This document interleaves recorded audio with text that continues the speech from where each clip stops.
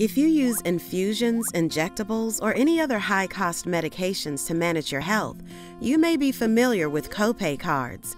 However, you might not be familiar with copay accumulator programs. Let's start with a refresher on some health insurance terms. Your deductible is the dollar amount you pay for health services or medicine before your health insurer picks up the bill. Copays and coinsurance are separate costs from your deductible. A copay is the dollar amount you pay a healthcare provider after getting a service, like a checkup at the doctor. Copay amounts differ depending on your health insurance plan, but should be the same amount for each visit. While a copay is a set dollar amount, coinsurance is a percentage you pay of the total price of the medicine or service.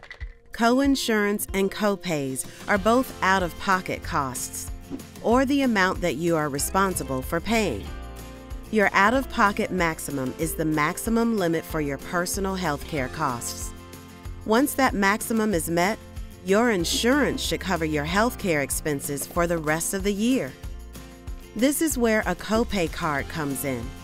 Copay cards can take the form of coupons, cost share assistance, manufacturer assistance, or any other third-party copay contribution.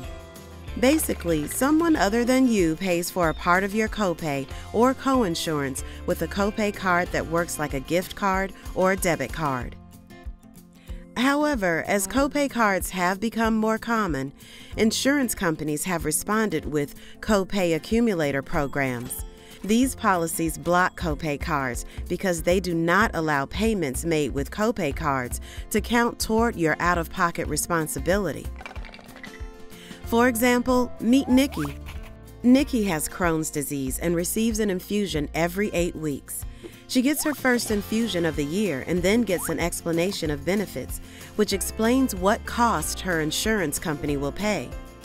2 weeks later, Nikki gets a bill from her infusion office for her cost responsibility.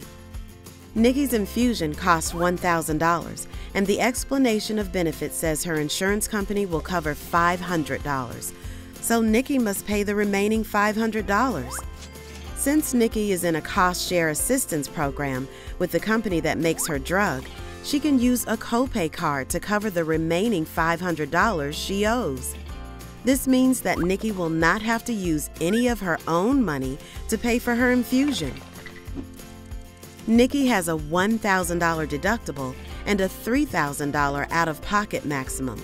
So after her third infusion of the year, she believes she has reached her $3,000 out-of-pocket maximum, and her insurance should cover her remaining healthcare costs for the year. Then, unexpectedly, Nikki gets a bill for $1,500. Her insurance company says that because she used a copay card, she did not meet her out-of-pocket maximum.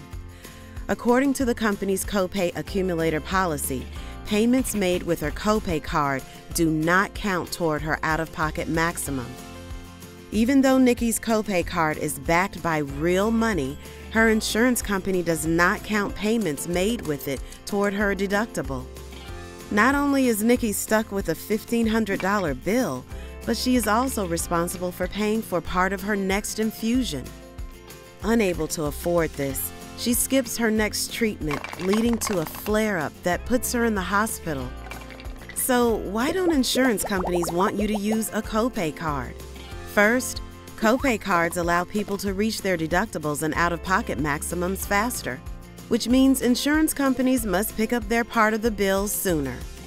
Insurers also claim that their copay accumulator policies encourage patients to use cheaper, generic alternative medicines.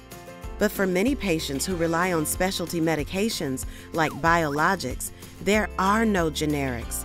Under copay accumulator programs, infusion patients are pushed to pay for treatment without copay cards or go without treatment. So, how can you tell if your insurance plan has a copay accumulator program?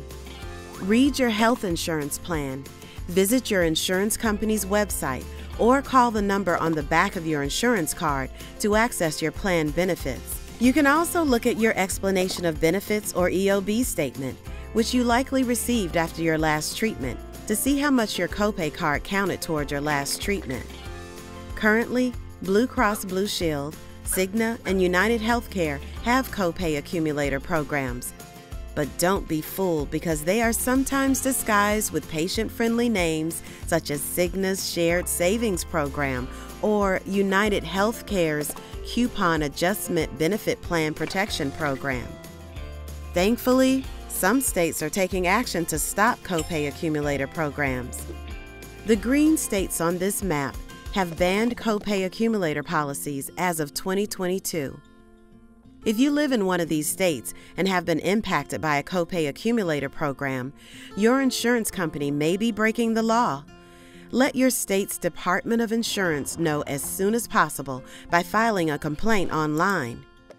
It is important to understand that these state laws do not protect people with employer-sponsored health plans, health insurance you get through your job, which are managed by federal law. If your state does not have a copay accumulator program ban, IAF encourages you to call your state-level representatives or send them an email through IAF's online grassroots campaign. You can also join the Infusion Champion team on our website to connect with other advocates and receive action alerts. Lastly, consider sharing your story with IAF by telling us how a copay accumulator program impacted you. We hope this information was helpful. If you have any questions, please contact us.